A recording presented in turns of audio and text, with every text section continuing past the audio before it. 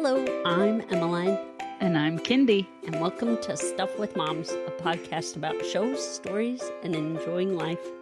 So, Emmeline, holy crap. It has been a month for you. Tell us about it.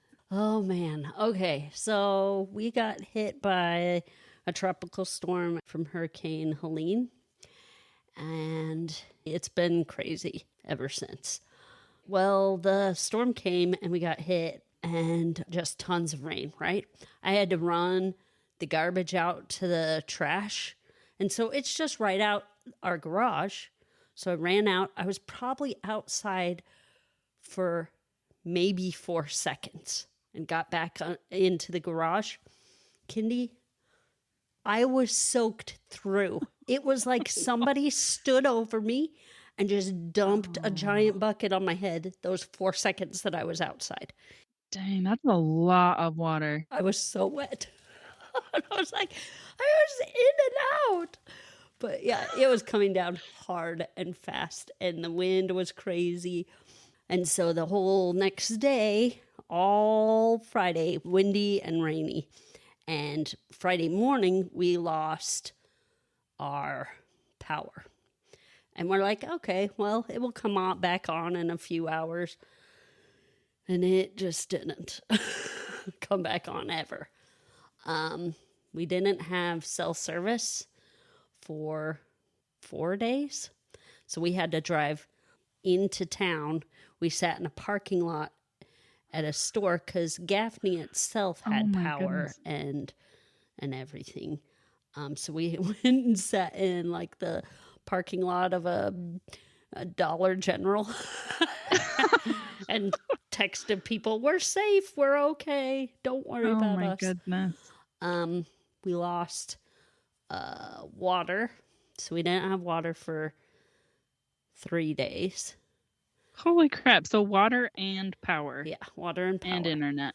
And cell phone Three service. things that you kind of need. Yeah. Oh, yeah, that's what I meant. Yeah. Well, we don't have internet either. So the boys got off school on Friday when they knew the storm was going to come in. And then they had the whole next week off.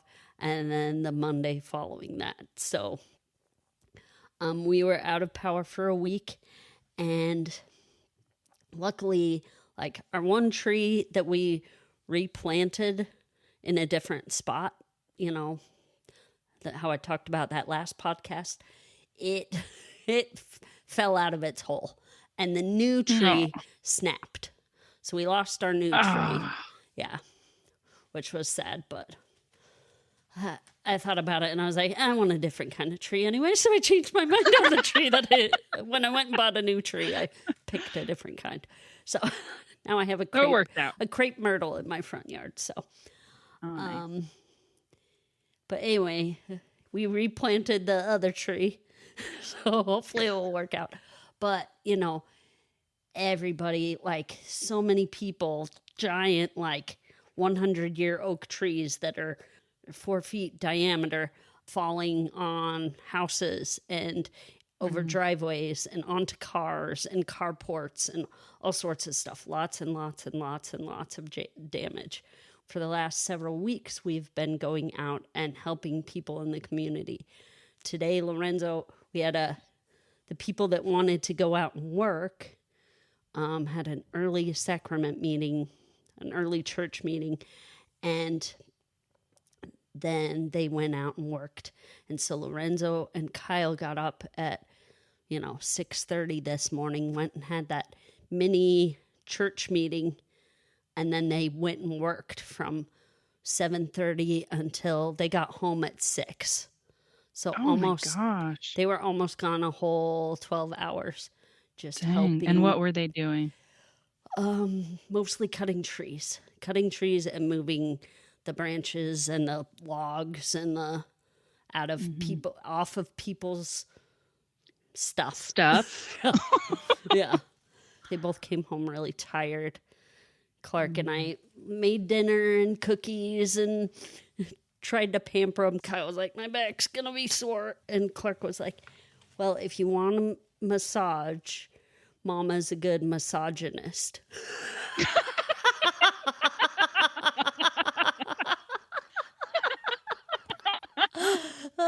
That's awesome. That was great. We all busted up laughing, and he was like, "What? She is."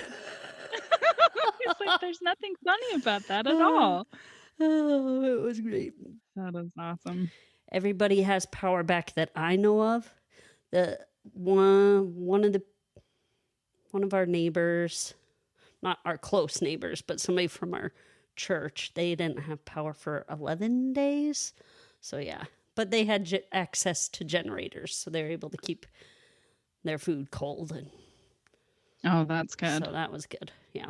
What about you guys? Did you have We access lost to a a lot of generator stuff. or? Our first and second day, we ate the stuff in the fridge and ate most of it. And then the little bit of things that were left over that we wanted to keep, we took over to the church fridge because our church had power, like after the first day. So we took it over there, and a lot of people had taken their food over to the church. So the church fridge was full, but we only had like a block of cheese and a sour cream. I was like, sour cream, it can stay good for a while, right? Because it just gets more sour. No. No, but we took that over, and then we just kept our freezer closed the whole time. We're like, well, maybe it will just, like, we just didn't open it at all. Maybe it will be fine. And so then when we opened it up after, the 7 days, we had to toss some stuff. So there's some stuff that was still cold because our freezer was packed full. Oh, dang. So they kept each other cold. So anyway, so I guess that was advantageous, but we did lose some stuff. So yeah, everybody's garbages were pretty full for a while.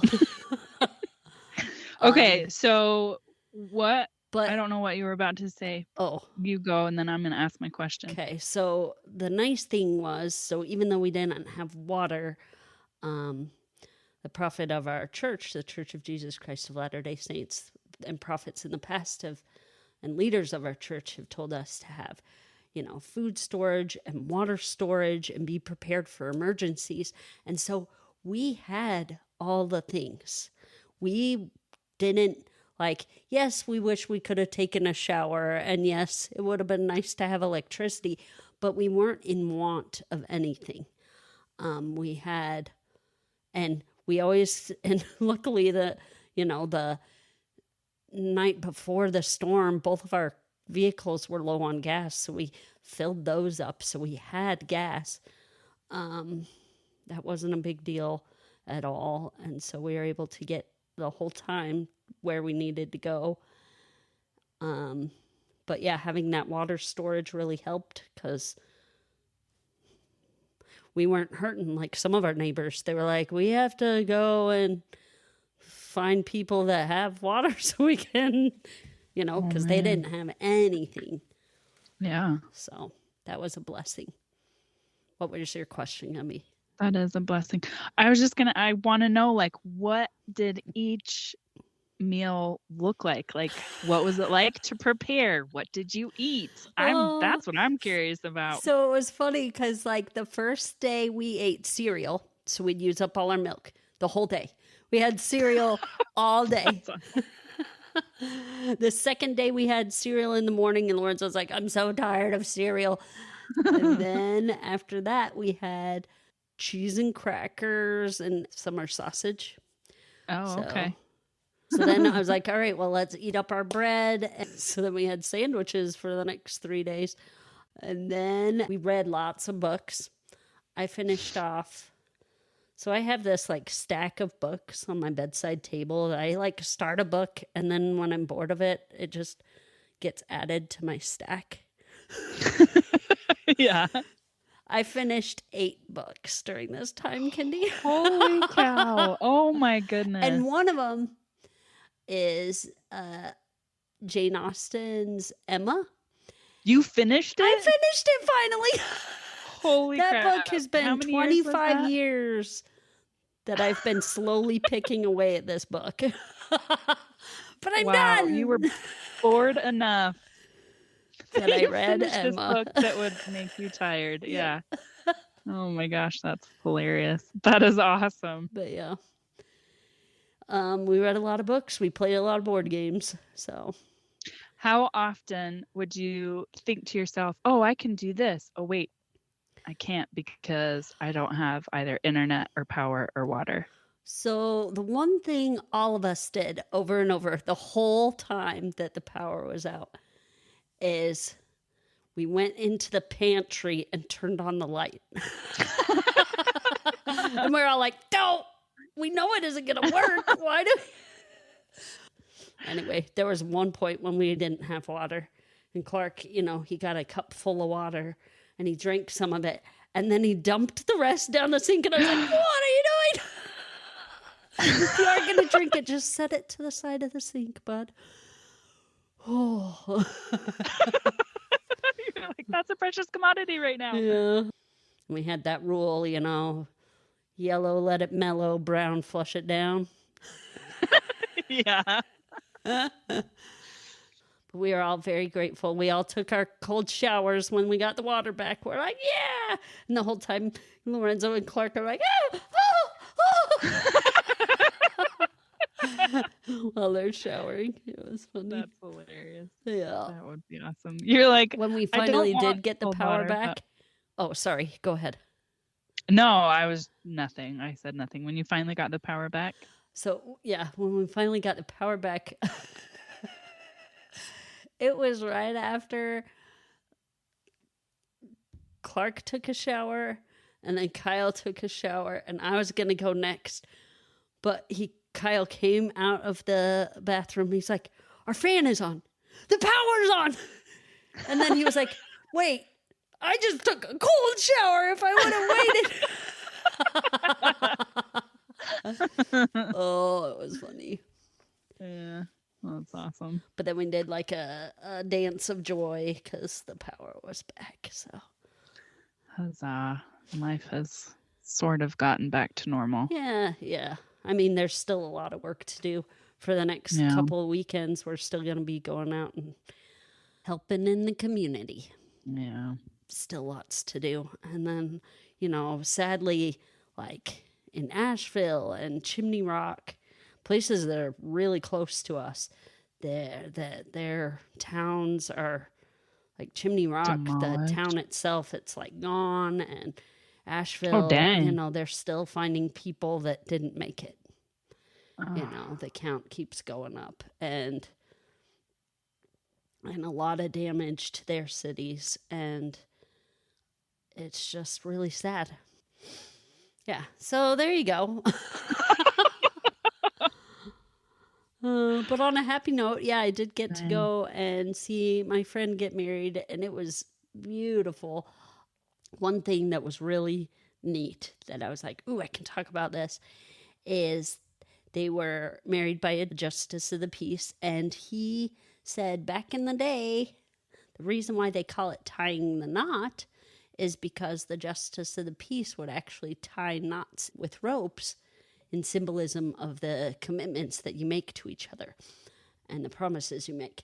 And so they held hands, and he took one of his ropes, and he had 4 ropes, and he tied them over their hands, and he was like, this is for, and I don't remember the exact wording of it, but this is for this commitment.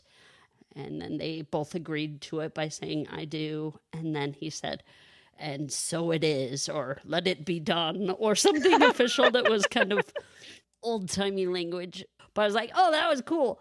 And he tied, these 4 knots over their hands. And that was why they called it tying the knot. That's interesting. It's nice that you get to learn something at a wedding. I know. It was fun. How was your month? It was good. I'm just going to say that it was very low key, which is good. And I did volunteer to go on a field trip, which was exhausting. Oh, with Anders' school? Yes, with his class. And thankfully, Matt was able to go, because then I probably would have been stuck with somebody I didn't know, and which is fine. I'm at an age that I don't care to have conversations with people that I don't know. I already have a hard time with people that I know. So to have the mental capacity and fortitude. Yes, I said fortitude because it's exhausting to talk to strangers. Anyway, but we went to the Loveland Aquarium and we rode the bus up there because Anders has always wanted to ride on a school bus, and this is his chance. He was more excited about that than the aquarium. Oh, he was? Yes.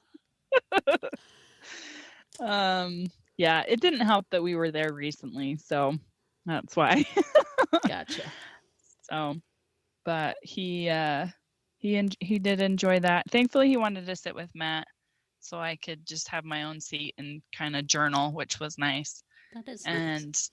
Then we had to chase around 2 other boys that was in our group, and it was exhausting because they got so excited and wanted to run around, and we had to keep yelling at them to stay close. And so then we went to a park to have lunch, and one of our kids decided to pull his lunch pail out of the basket. So he brought a home lunch, and then he pulled it out of the basket that they brought for everybody. And so he didn't have lunch. So I gave him Anders' school lunch. Thankfully, Anders packed his own, air quotes, because he packed his own lunch. He packed hard noodles, uncooked spaghetti noodles, like 3 or 4 of them. And then he packed chips and chocolate-covered granola bars. that was his lunch. So I was what a good lunch.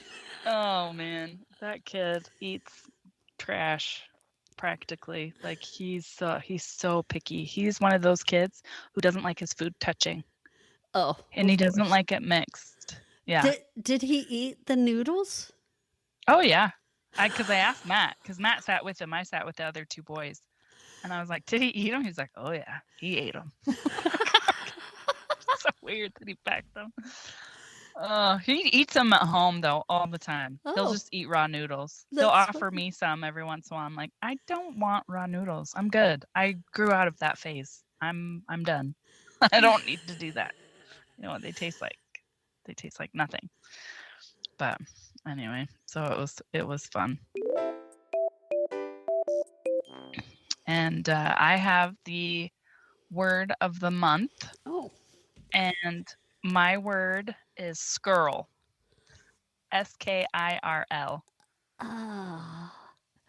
That is when you have a really awesome skirt that when you twirl, it like floats out. It's called that is awesome. A skirl. That is not it. But I love that guess. It's to play the bagpipes. Oh, cool. Yeah. So Weird Al Yankovic is a skirler. Oh, is he? Nice. I saw a bunch of skirlers at the high school. Oh, really? Cool. We actually have one in our neighborhood, and every once in a while he busts it out and plays outside. Oh, cool. Plays bagpipes. Yeah, it's awesome. I think the bagpipes are cool. Yeah. They are when they're not too close. They are loud. Yes. Yes, they are. Wrong lyrics with moms. You go first. Okay, good. Because mine's dumb. Yours will probably be more entertaining. It's always good to end on a good note. So mine Don't put yourself down like that. Yeah, no, I'm not a good storyteller. So I'm just being realistic. You are. I'm setting the expectations low because that's where they are. So this song is called All Around Me by Flyleaf, and I was listening to it the other day. It's come up on my Pandora multiple times. So okay. I sing with it, and the chorus comes on. I'm like, Emmeline, Emmeline, Emmeline. It's not Emmeline. It's I'm Alive. But every time I hear the chorus, I think it's saying, Emmeline, Emmeline, Emmeline. Now I want to listen to this song. It's actually a pretty good song. That's awesome. Yeah. So what's yours? Okay. Mine's by the Fine Young Cannibals. and it's called She Drives Me Crazy. And you've probably heard it, you just don't realize that you've heard it. It goes, she drives me crazy. Yeah. So the chorus, you know what he's saying, right? But the verses, Not good. no. Like I wrote down what I thought he said, and all of my lyrics are wrong. All of them. Not even close. But I'm just going to read 2 of the lines so that you'll know how off I was, okay? Okay. So this is in the second verse. He goes, everything you say is nice, and to me it's worth the price. Why, you know it's true. Things will work, they always do. And then the chorus, she drives me crazy, right? But he doesn't say that. No? No, instead of everything you say is nice, he says, everything you say is lies. Oh. And then that, things will work, they always do. He says, things won't work, they never do. So I was like, opposite. Yeah. You thought this was a different song. Exactly. But I was watching the music video for this one, Kindy. And, it shows the band and they're, standing around singing. But then they have like these people that are doing stuff. There's a guy in a striped suit doing like funny dances. They have these 2 hoppers that hop to the beat, like dun-dun-dun-dun. And it's these 2 guys jumping to that. Yeah. And then there's this pillow man that comes in. He has like ropes wrapped around a pillow on his chest. Giant pillow on his chest. Then there's these cup ladies. They have 2 cups right on their chest. Like solo cup? Like solo cups, yeah. And then there's this TV head guy. Anyway, it's just so weird. So if you're in the mood to watch a weird music video that you don't know what he's saying during the verses, watch She Drives Me Crazy by the Fine Young Cannibals, because it's funny. That is awesome. Okay, a listener emailed us and asked us to tell what our favorite like baby toys or toys we have for our kids. And so we both came up with a recommendation. So if you're looking for a toy for your kid, maybe take these recommendations into mind. Okay, so Kindy, what's your recommendation? Kitchen utensils. Yes, that's great. It is the cheapest, and it is the most entertaining I've seen Emmeline with. I'll even for church, I would pack just random things: a measuring cup, measuring spoons. I have like this collapsible funnel that she would play with, and then I have like a bottle with medicine in it that she could shake, and and I think the variety of not so much brightly colored loud toys, but just something more mundane, everyday, throwing that in the mix, she loved it. That's awesome. I remember when Lorenzo went through a wooden spoons phase where he loved wooden spoons. Nice. Yeah. That's perfect. Yeah. My recommendation is, I think it's at Walmart still. Like, I think you could still buy this toy. But we got it when Lorenzo was a baby and both the boys used it. It's this little seahorse. And when you push its tummy, it does like these, like almost white noise, ocean sounding lullabies. And it would put both the boys to sleep. All right. On to Smallville. What do you call the first one? I called the This first was one, episode 13. Who Shot Lionel? Because it reminded me of Who Shot the Sheriff, but Oh, yeah. that's... It's called Is that a Suspect. song? Who shot the sheriff? Yep. I think my mom always sings it to me. I didn't shoot the deputy. Yep. I shot. Well, he sings "I shot the sheriff." I shot the I shot the sheriff. sheriff. Okay. But I didn't shoot the deputy. I'm totally the tune's way off. Sorry, guys. Go listen to that song. It's a good one. Okay, so what's the actual name? Suspect. Suspect. Perfect. Yeah. So this episode, I'll tell you a little bit about it. Lionel gets shot. So Lex's dad gets shot. And you kind of see all these different scenarios play out to kind of figure out who done it. So there's Jonathan. He was caught yelling at Lionel because of that pocket watch that he gave his wife. Then there was Lex was a suspect. And then the assistant was also a suspect. He assists Lionel. And then they finally figure out that it was the sheriff that shot Lionel, which is maybe why I thought of that song. Probably. For this episode. So how do you feel about episodes that give you like options like this, where you don't really know who did it, but you kind of see all these different scenarios of, oh, it actually could have been them. What do you think of episodes like this? I don't really have an opinion. I never get they do it on purpose. They never want you to guess who actually did it. Yeah. So I was like, I don't freaking know who did it. But I don't know. It's almost like the one with Lex shooting the guy in the club, where he tells, there's so many stories that he tells that it's like, who the freak knows what actually happened? I don't know. I kind of hate it. I like the finality of what actually happened. You get that in this episode, thankfully. But and the other one, you're like, what actually did happen? I don't know. Yeah. What could happen? Yeah.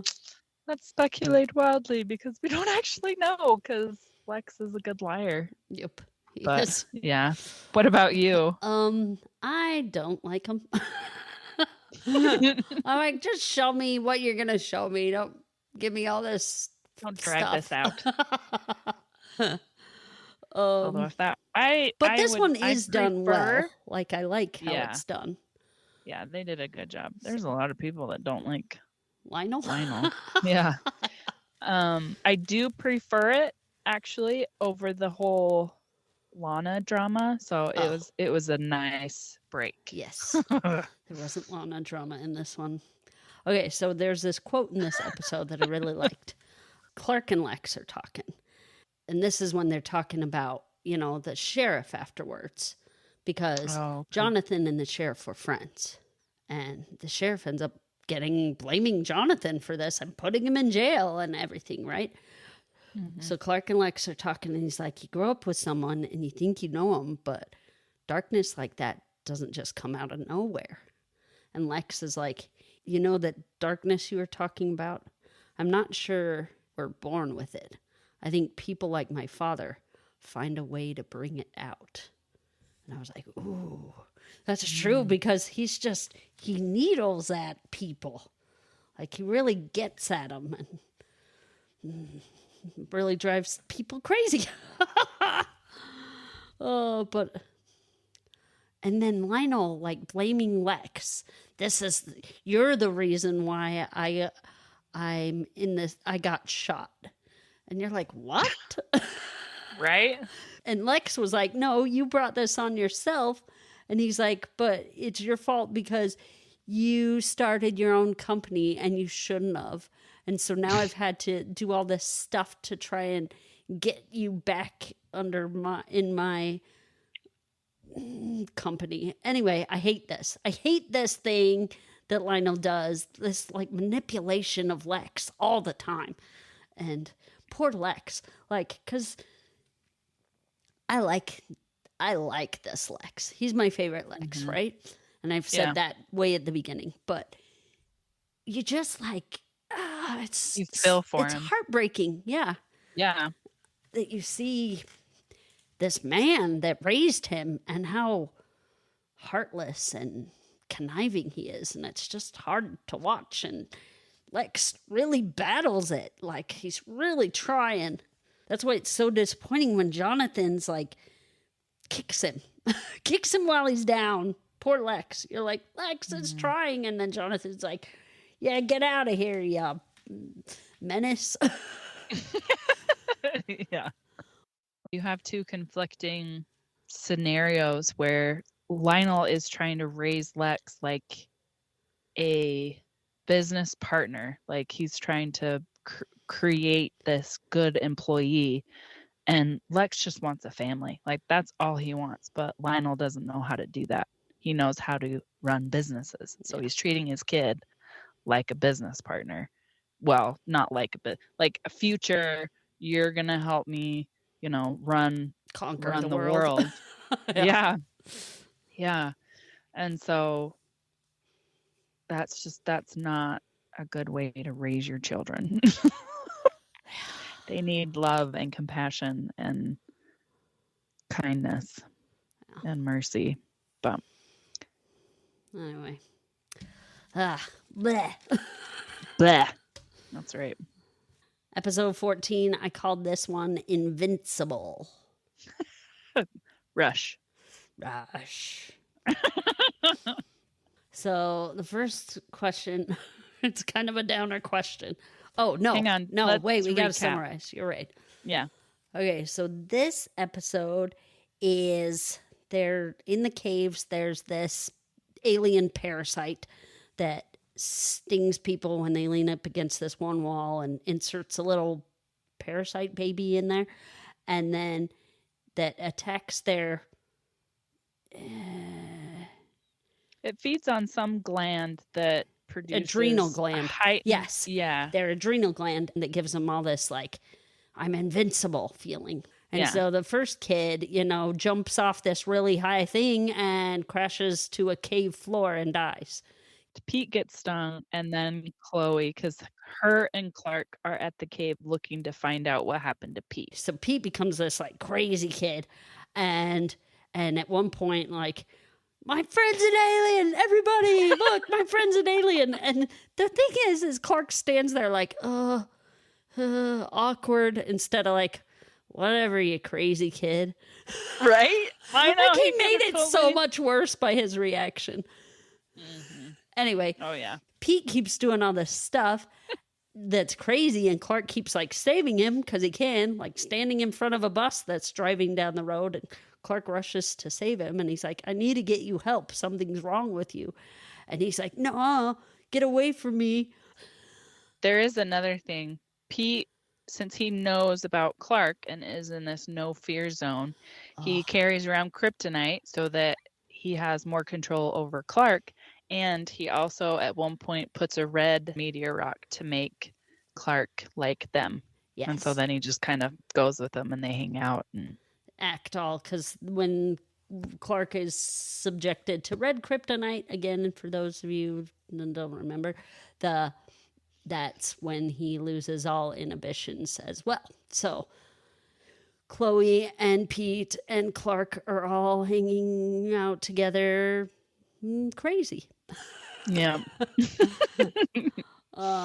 Anyway, they end up fixing it, and the way that they fix it afterwards, Chloe and Pete don't remember anything. Conveniently enough. And and then and that's that. But within the episode, Clark finally, at the beginning of the episode, asks Lana out, and then ends up getting red kryptonited and standing her up and hanging out with Chloe, like making out with Chloe. That's how Lana finds him. Yeah. She's very upset about it. So that happened. Anyway, did you ever have You know, when you were in high school, did you ever have a classmate die? I didn't. You didn't? I did. And they offered the whole high school like counseling, and I don't know. Do I you didn't remember know what the happened? person that well, and I didn't know Yeah. what happened. They didn't go into detail. I think they were in one of Oh, my classes the previous year. And I don't know was if there like a difference in the school? Like, was it yes, so? everybody was kind of like quieter, more subdued, Yeah. kind of like more contemplative.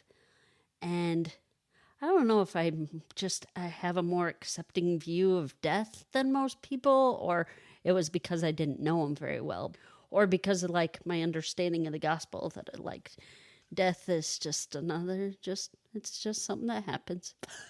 Yep. It's a phase to the next stage of life. Yep, exactly. Or a step. I guess not a phase. I I don't know. Phase. Who knows? Step. Who knows how long we are in death, in the moment of death. Yeah. Could be well, I guess it's not a phase. It's an incident that happened. Anyway, I'll stop blabbing. Oh. Death is not a phase, people. Not a Okay, phase. and then along the notes of like Lana walking in on Chloe and they're kissing, right? Did you ever have a friend date a guy you liked?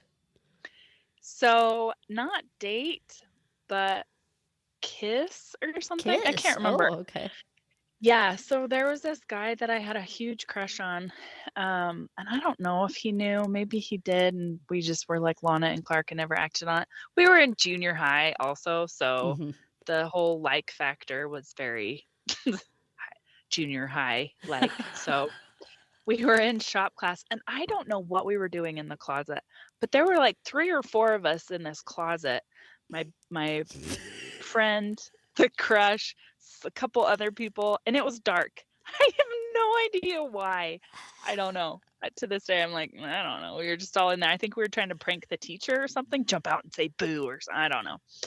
And I don't even know what happened. I can't remember if she like touched him or he touched her or she kissed him or he kissed her. I just remember being upset and being like, how dare you? I just felt so betrayed because she knew how much I liked him, and it was so dumb because I met him later in life. I'm like, oh, I had a crush on you?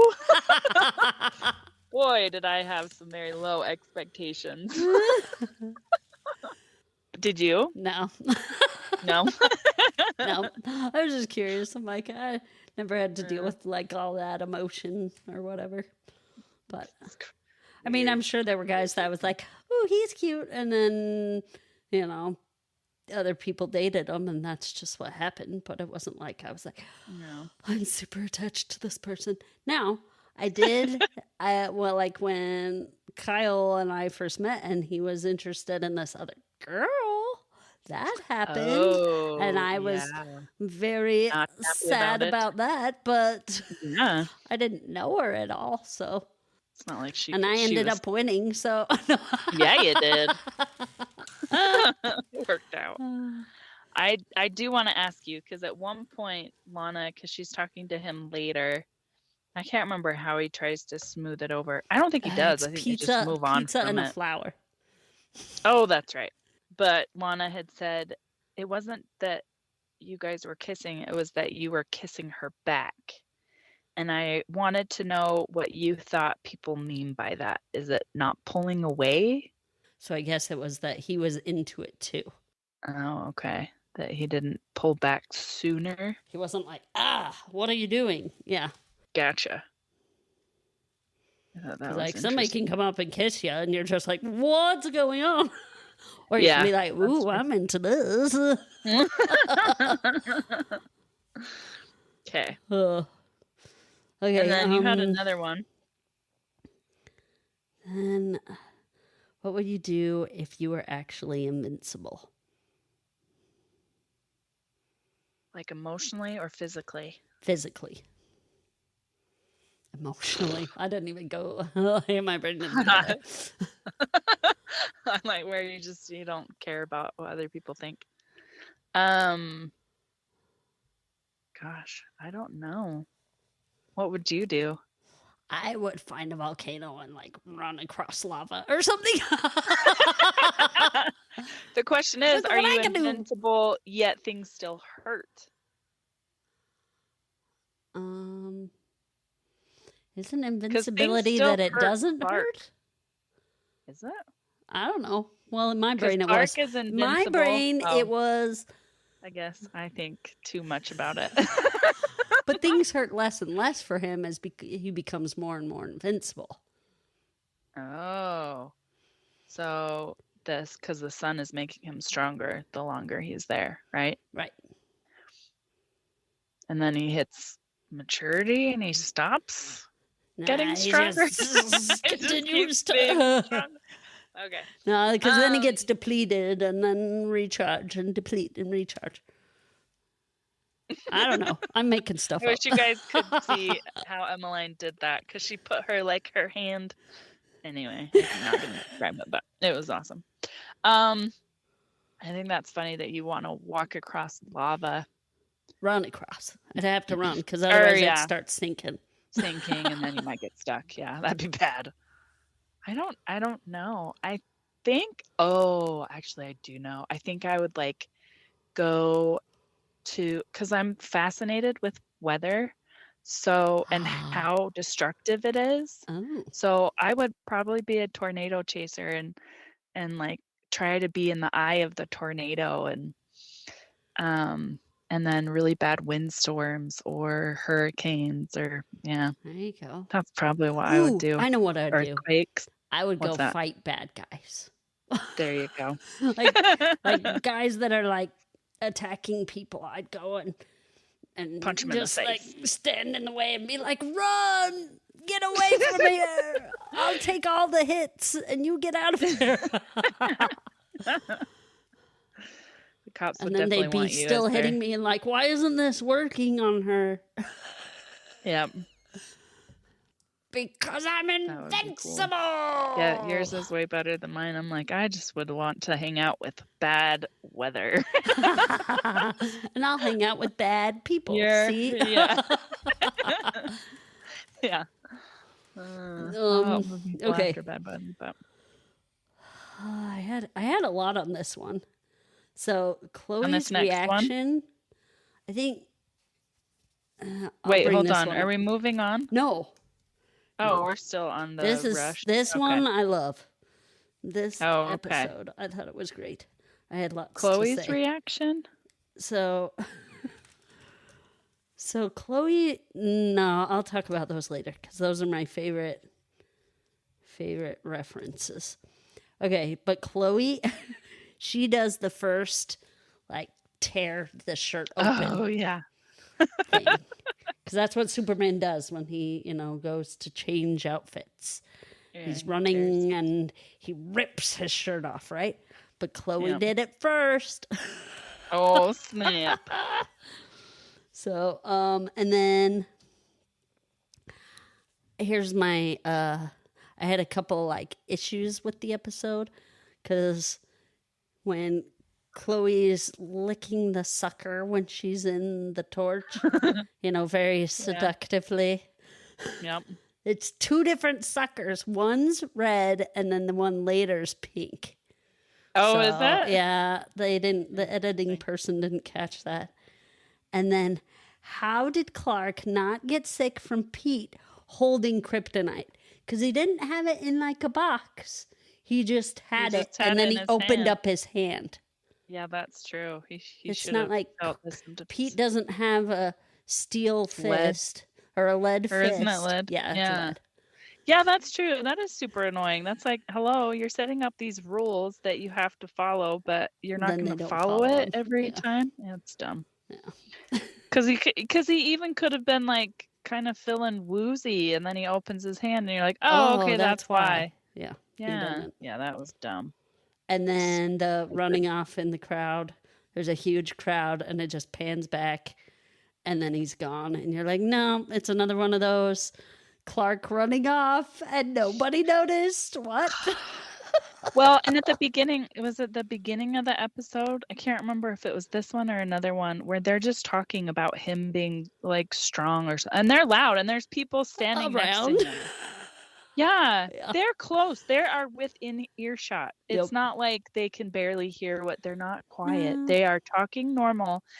It's like Smallville people are just the dumbest. They are the dumbest people. Because how do you not be like, wait, what are they talking about? What's happening? Right in front of everybody. Oh. Yeah.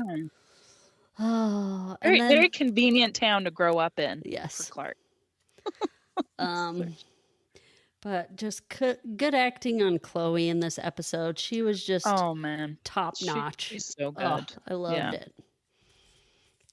Okay, now we can move on to the next one. She's good in the next one too. Yes, she is. she's good. She's just good. Yeah, she's way better than Lana. Okay. This episode, I called it Lucas. It's called Prodigal. Okay, that makes sense. Makes sense, right? Yeah. Okay. So, this is an actor that Kindy was looking forward to seeing in this show. Kind of. Not this one, but the one, his brother that plays in a different show. His brother from a different show. It was fun to see him. Yeah. Because I think this was before Vampire Diaries. Yes. But it is. Yeah. This kid, I don't even know his real name because I wrote Stefan right next to it. That's what I should have called the episode. Stefan. And then you would have been like, wrong show. Yeah. So it's the actor from Vampire Diaries in later years. So Lucas Lex finds Lucas gambling at this Chinatown joint and getting caught, and Lex saves him and brings him home. And the reason you find out why he wants Lucas there is not only to find his long-lost brother, but he wants to outvote Lionel on things and get a majority in order to keep LexCorp alive. So we get to meet Lucas, and Lex and Lionel kind of play off of each other, and Lucas, they're all kind of playing and pitting against each other throughout the whole Oh my gosh, episode. Such a family trait. Yeah. Such a terrible family. And Clark gets a job at the Talon. Yes, especially when things between him and Lana are on the edge. He doesn't think she's going to give him a chance, but he applies anyway. Yes. And he gets it. I thought that Lex was an idiot for not squirreling away like money somewhere that his dad doesn't know about and can't touch. It's like, you know that your dad is super deceptive. Why are you not protecting your assets? Like, he still is using his father's riches, even though he quote unquote has this business on his own. Like, his dad can just swoop in and take it at any minute. It's like, this kid is an idiot for not being like, you know what, I'm writing you off. So there is a part of him that either wants his dad's approval or he just doesn't want to live without the money. And so he stays under these conditions. So he goes and lives with Clark's family, the Kents, for 3 days. And he actually works really well. He works hard. He's like trying to earn his place there. And Jonathan's really impressed with him. Yeah, it was kind of fun watching Lex do chores. Yeah, make him seem more down to earth. Yeah. He's not. One thing I thought was fun was that Lucas figures out that Lionel isn't blind. Yeah. He signs his name like Bite Me instead of actually signing his name, and he sees that Lionel has a reaction to that. And then he like chucks a billiard ball at Lionel's face, and Lionel dodges. Like, what were you doing? And he's like, how'd you see that coming? And he's like, ah. So anyway. Yeah. So you find out in this episode he actually can see and has been for quite some time. And he's just been faking it. So. Yeah. What was the first job you ever applied for? McDonald's in Arkansas. Okay. Yeah. What about you? Thanksgiving Point in Utah. Dang. Was that your senior year? No, it was my junior year. Oh, okay. And I think I worked it through my senior year. So I was there for 2 years. I think that's when I applied for McDonald's too, was my junior year. Okay. It's when I could drive. Yep. So That's when I could that would have drive. been, yep. Yeah. Before then, I'd take babysitting jobs here and there and stuff like that. But Yeah. that was my first, I applied for a job sort of thing. So, Yeah. I worked for my mom before that. But I don't count that because that's nepotism. Woo woo. I liked a line. He said, "It's amazing what people try to get away with right in front of your eyes when they think you can't see." Do you feel like that happens in your life? Oh yeah, all the time. Like the boys are like, they don't think I'm looking at them, and they try to get away with doing something. I'm like, "Don't do that." They're like, "How did you see me?" And I was like, I get to say I have mom eyes at the back of my head or whatever, but but like, I just know them. That's how I know.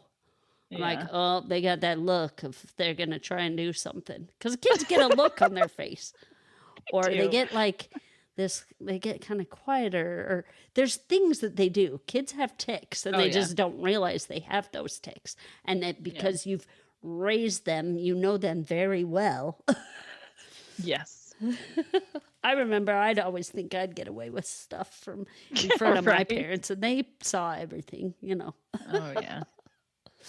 They do. Oh, We're not as cheeky and clever as we think we are. exactly. There was the Lionel, Lucas, and Lex, like triangle pitting each other against and playing each other off of each other. Reminded me of when I was a kid. My sister Jonica and my brother Timothy. I kind of felt like we did that sometimes, where two of us would be getting along and kind of picking on the other one, and sometimes I was the one getting picked on and stuff, and it was kind of just like that. And I don't know if that's like a I think that's normal because that happened with me too. Oh, okay. It was more often that me and my little sister were buddies and we'd pick on our brother, but I remember there were times when him and her would gang up on me, and I'm like, what did I do? I probably did something snotty, but I probably deserved it. But yeah, I think it just is something that naturally happens with siblings. It's probably why Anders, I think he wants a sibling. He wants somebody else to play with besides Emmeline. Yeah. Poor kid. My boys keep saying, even now, like Lorenzo understands a little, mostly, but every once in a while, Clark will be like, "Let's have another kid," and I'm like, Oh, boy. that's not gonna happen. Sorry, bud. Yeah, that's He's a like, very bad idea. We should just adopt then, and I'm like, oh, that's probably not gonna happen either. But they're great. Yeah. Well, that's all I have to say about that. Okay, me too. Okay. All right, episode 16, I called it Toxin. Fever. That's what it's actually called. Yep. Toxin makes more sense. Yes. Okay. So this one, Martha buries, she's had this key to the spaceship. It's in her flour barrel, and she went and buried it in the root cellar with where near the spaceship, but not on the spaceship. So she buried it. But when she was digging in the dirt, she released some meteor rock particles into the air and breathed them in, and it's poisoning her. Okay, so she gets really sick. And then they send a whole bunch of because she gets sick really fast. So they take her to the hospital, and they're like, oh, we're trying everything. They send the CDC or whatever it is to take samples of everything. So Clark has to really quickly go hide the ship at Pete's place. While he's in there, he also gets exposed to the dust. Yes, when he goes to get the ship, That's when he gets exposed. And then, but it hits him differently because obviously it's meteor rock and it's going to make him worse. So Dr. Bryce is the one that Jonathan has work on Clark, who's Lex's girlfriend. And Jonathan doesn't come right out and tell Dr. Bryce that Clark is an alien, but when she goes to like take his blood, he's like, that's not gonna work. And then when she does get the blood, he's like, you cannot send this anywhere. You just have to look at it yourself because she's a researcher. And he's like, and you will know why you can't send this anywhere. And then you see Dr. Bryce looking in the microscope and she's like, holy cow. Anyway. You don't see what she does, but no, they just kind of make it up. You see her reaction. So, and Lex, you kind of detect that Lex is suspicious of the Kent secret, and he kind of figures out that Dr. Bryce is in the know now, and he's kind of like trying to pick away at that because he's like, hey, the Kents are family friends of mine. What's going on? And she's like, I can't tell you that stuff. Yeah, doctor-patient confidentiality. Yeah, and so anyway, Martha's really sick, and they're like, but don't worry, the baby's fine, or the baby will be, we don't know what's going to happen to the baby, but we'll figure it out. And Jonathan's like, the baby? What? So you find out that Martha's pregnant, and she's just hiding all sorts of stuff. Yep. You get Clark really sick, and that really affects the two girls that really like him a lot. For Lana, she runs away and hides because she hates seeing anything that's scary, death, people sick sort of She's thing. a freaking coward. And Chloe goes and reads Clark the like sweetest little love note that just, you're like, oh, she's the best and she loves him, and it's so cute. I should have wrote it down so I could read it all to you all, but I didn't. It will be on the Facebook page if you want to read it and look it up. It's along the lines of, I'm the love of your life masquerading as your best friend. Yeah. And I know I can let you go for now and hope that you'll fly back to me someday. So those are two of the lines that I really love in it. But anyway, so she says this beautiful thing, and she's there like looking at him adoringly, but crying and pouring then her heart out. Yeah, and then Clark slightly stirs and says, Lana. And then she like gets up and runs out like, oh. Yeah, totally breaks her heart. Yeah, breaks her heart. Lana ends up finding Chloe's letter and reads it. Mm-hmm. And then she makes her move on Clark. Like, let's try going out again. It's almost like one of those people who act innocent, but in reality, they're not. They're not. Yes. And they have like this, I want everybody to see me as this nice person, but in reality, they just are dirtbags underneath. Yeah, that's almost I think that's what they're trying to do with her. Oh, I don't know why they would do that with her. Because they don't have to. Because she's the plot mover.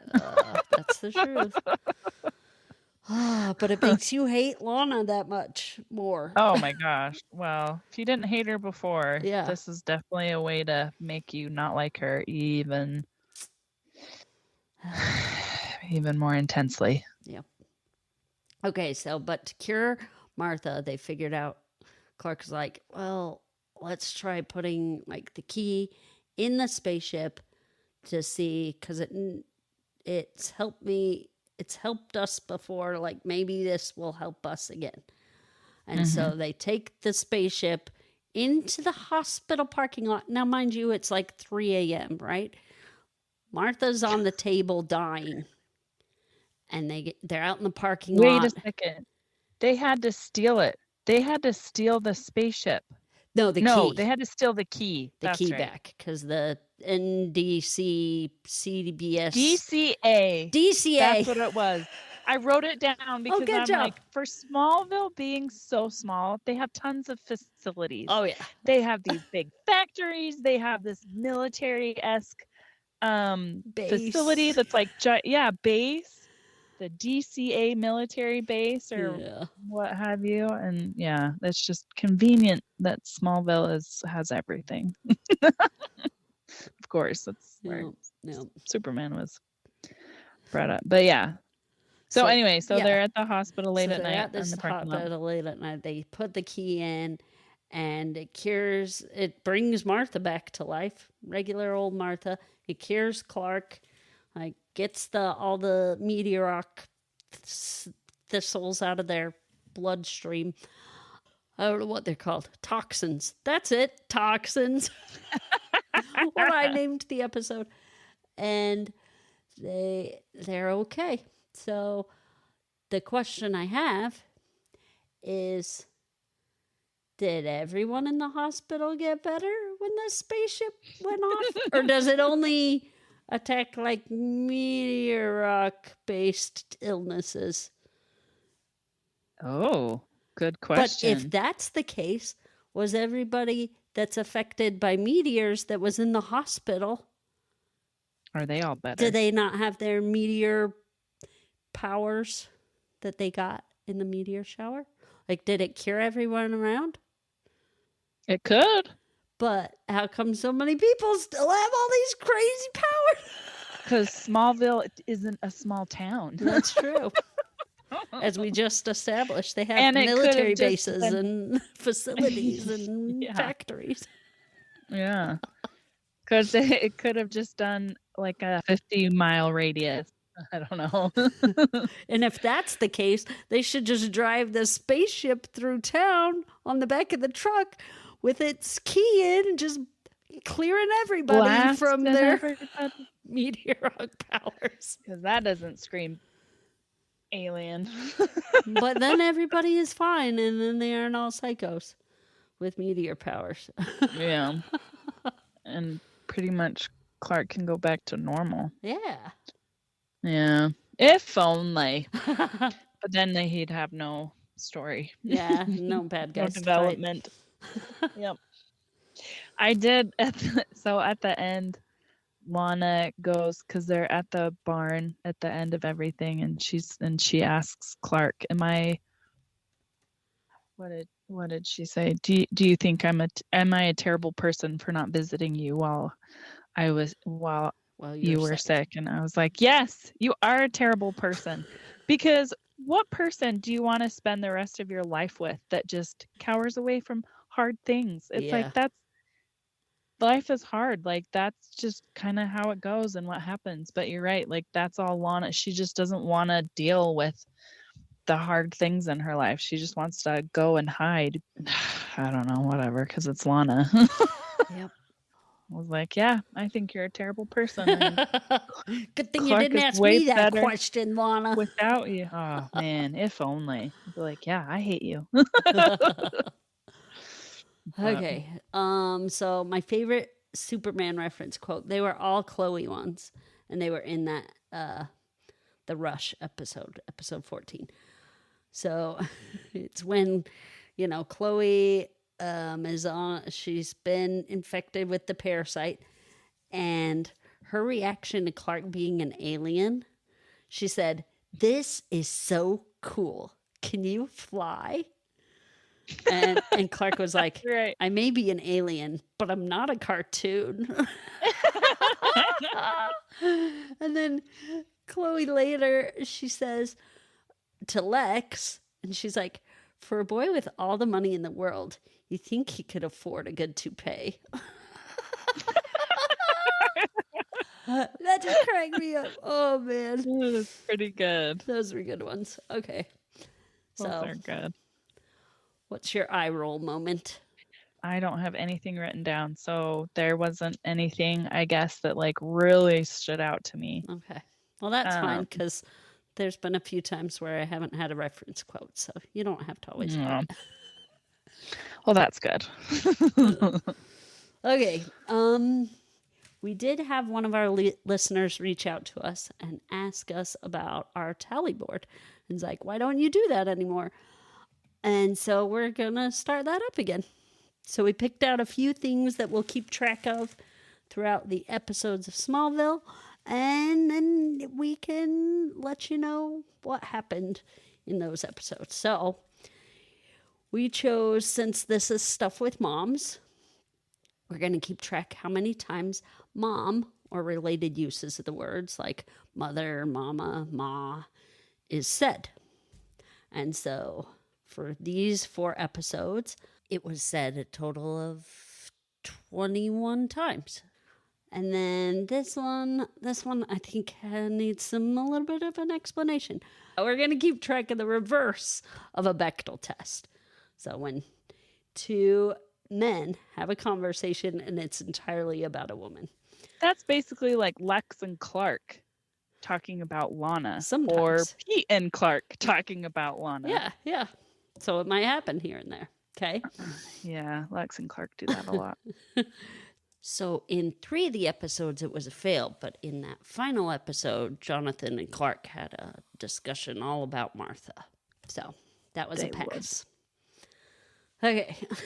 Now, I don't know if you've noticed, but during scenes where there's a bad guy in shows, it's so interesting. They have opera playing. For whatever reason, lots of bad guys like opera. And now you'll notice this as you watch shows. They'll like zoom in on the bad guy in his lair and he's listening to opera. And you're like, oh, he's the bad guy. So I thought it would be fun if we kept track of if there's a bad guy opera going. Well, rich people do tend to lean towards operas, and both Lionel and Lex are rich. So we have bad guy opera, and it happens 3 times in episode 13, and then not in any of the others. And it isn't that it happens 3 times; it's that they show the same scene over and over. Oh, when he gets shot. When he gets shot, yeah, listening to opera. Yep. And he gets shot. Yep. Interesting. Bad guy. Okay, and so it's not that the bad guy likes opera; it's that opera is playing when something bad happens. No, the bad guys like opera because he was listening to opera. Yes, because that's what he does. That is what he does. He's a bad guy. Okay, and then name of the episode said in the episode.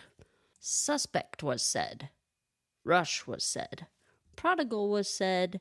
Fever was not said. Interesting. Because that one I can see it. Oh, she has a fever. Or Clark has a fever. Yeah. Nobody says it. So interesting. So we're tallying it up from here on out. So next episode, we are going to talk about Smallville, season 2, episodes 17 through 20. We are nearing the end. And people, I'm so excited for this because we're getting closer to episodes that I've never seen before. So I'm getting stoked.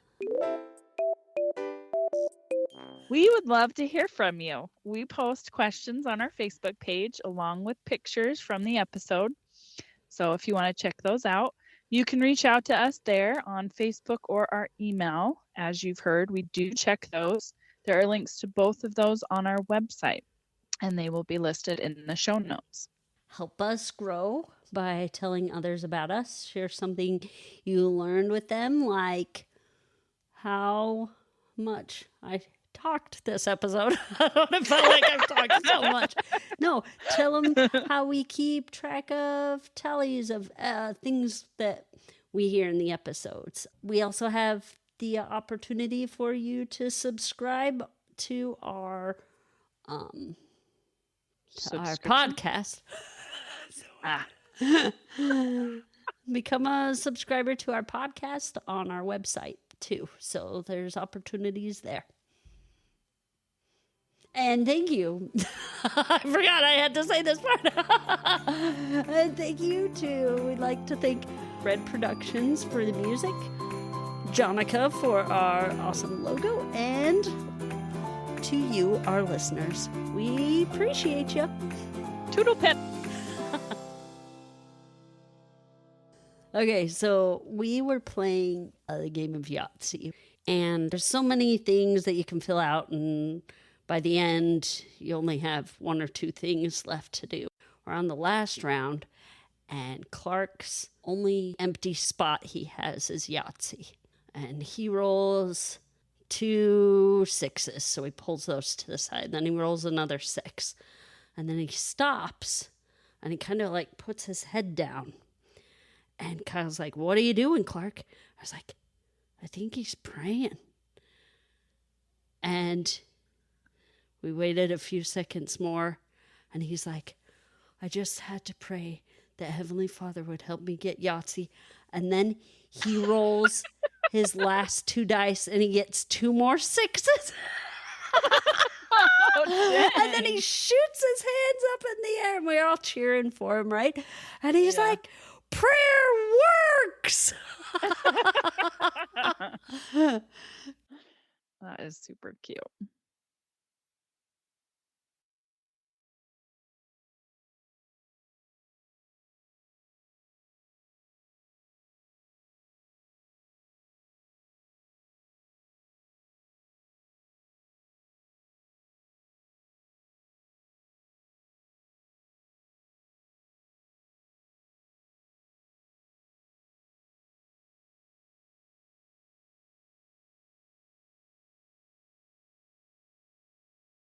So we will tally reverse Bechtel tests.